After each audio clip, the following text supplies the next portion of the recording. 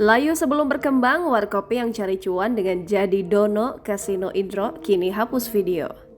Gagal sudah meraup cuan dengan menjadi dono kasino intro KW, seluruh video yang dimirip-miripkan dengan Warkop DKI akhirnya dihapus oleh Warkopi. Setelah ramai dihujat media sosial, personel Warkopi yaitu Alvin, Alfred, dan Sepriadi mendapat tanggapan dari intro Warkop DKI. Menurutnya kemunculan ketiga personil Warkopi ini bukan tanpa alasan, dengan tujuan mencari keuntungan dan tanpa memberitahu intro Warkop dan para ahli waris Warkop DKI.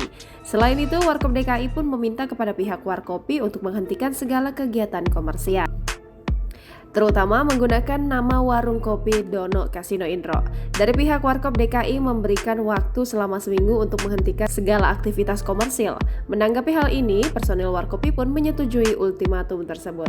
Alfred, salah satu personil Warkopi, menyebut telah menarik semua video yang berada di kanal YouTube. Selain itu, kegiatan komersial pun akan dihentikan.